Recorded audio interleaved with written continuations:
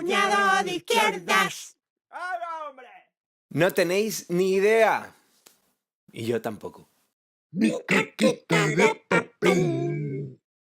Viendo mi caquita de papel. Chup, chup, chup, chup, chup, chup, chup. Con los muros de papel en mitad del invierno. ¡Ay! ¡Qué cara y qué mala es la vivienda! Claro, ya estamos con lo típico del granjerío. A criticar al capitalismo. Que es el mejor de los mundos posibles. Pero no así en general. Eso ya otro día. Hoy quiero señalar un tema bastante gordo, que es lo de vivir en sitios. Más precisamente que lo de vivir en un sitio tenga que secuestrar la mayor parte del sueldo de las personas porque hay que alimentar a los parásitos. Porque sí, los edificios se construyen en general y eso cuesta un cerro de gastos en recursos, en trabajo y en esfuerzo. Cuesta. En sociedades con sistemas monetarios eso se traduce en dinero normalmente. Y si quieres tener un sitio donde vivir, trabajar o hacer tus cosas, pues eso te va a costar dinero. Hasta ahí bien, pero claro, los gastos de construcción en cierto punto de la vida de un edificio se llegan a cubrir, se llegan a amortizar. Pero por algún motivo extraño y místico, la construcción se sigue pagando. Los bienes inmobiliarios, por algún motivo extraño, en vez de bajar de precio cuando son de segunda mano, suben. Y suben, y suben. Y suben, y suben, y suben, suben. Y no dejan de subir. Eso se convierte como un mantra en la industria de esto de vivir de las casitas. Y es que invierte en inmobiliaria, que siempre sube. Cualquier otro bien de consumo bajaría, pero la vivienda siempre sube. Claro, este mantra de que aumentan su valor, ellos siempre aumentan su valor. ¿Aumentan el valor? ¿Por qué? ¿Qué mierda de juego es este? Y por eso vamos a ver las dos dinámicas posibles, la compra y el alquiler. ¡La compra!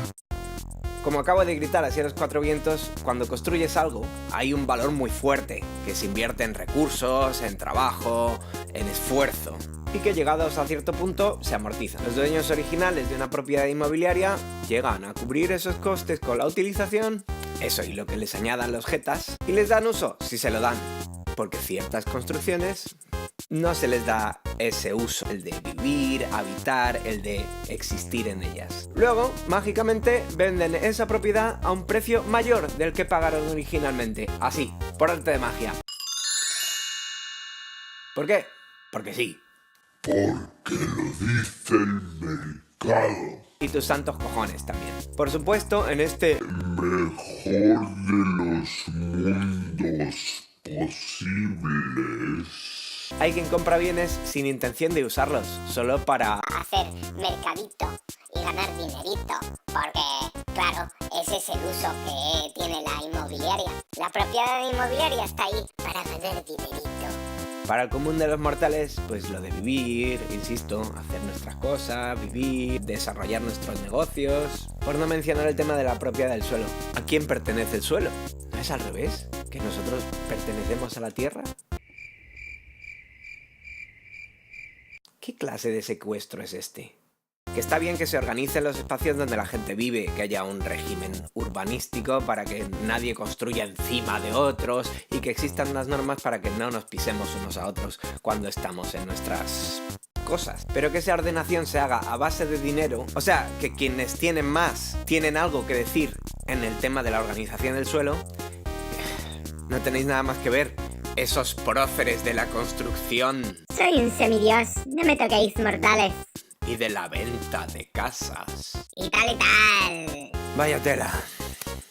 ¡Ay! Hay otro imbécil también que se ha hecho bastante famoso últimamente porque, bueno, él se hizo rico con el milloncejo que le dio su padre y empezó a vender y comprar pisos y a arruinar otro tipo de negocios que tengan más que ver con algo productivo, pero como siempre le daban dinero las casitas. Luego se convirtió en una especie de Hitler naranja que va mandando al mundo o dando pena.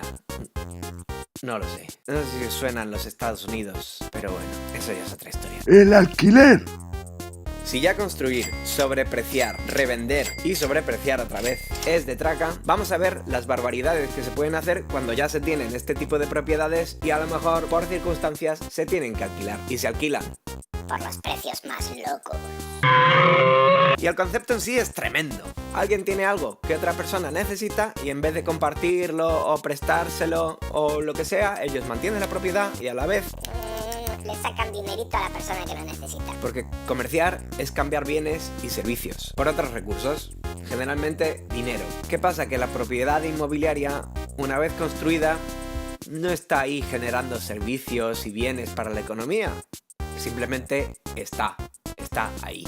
Y ahí se queda, teniendo gente dentro. Cuando cobramos cantidades locas por esas cosas estáticas que están ahí haciendo absolutamente nada para contribuir a la economía real, lo que estamos haciendo es extraer ese dinero de la economía real, es decir, de la economía de quienes producen. Nos lo estamos llevando muerto, sin dar un palo al agua, sin hacer absolutamente nada. Nuestros inquilinos generan capital, mientras nosotros, los arrendadores, lo sustraemos.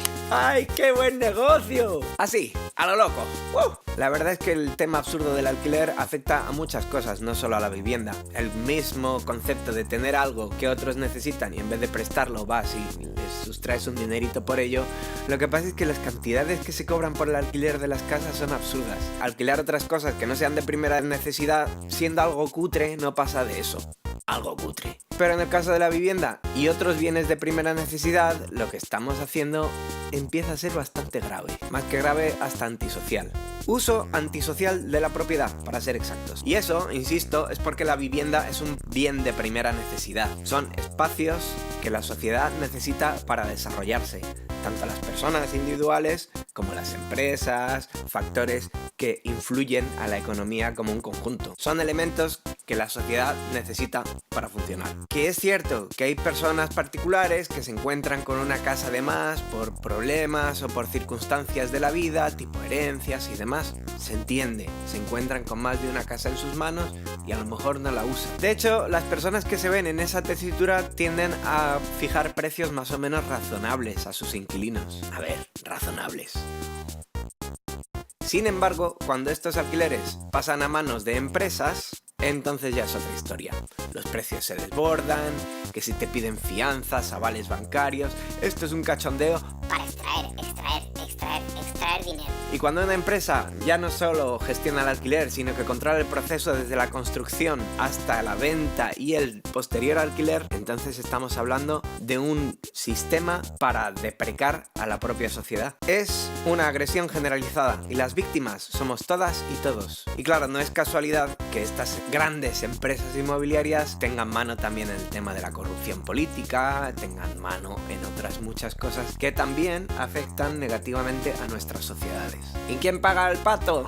Los de siempre, los de siempre, los de siempre, los de siempre. Chachi, ¿eh? Así que, si tu empresita es del tema inmobiliario, tú no eres un gran empresario, ni un triunfador como se vende en la prensa. Lo que eres es un mierda que parasita a la sociedad en la que vive. ¿Pero qué me estás contando? Sí, un mierda. ¿Pero qué me dices? Y tú más. Y todo este jaleo con la connivencia de los bancos, que bien pensado también merecen un capítulo aparte.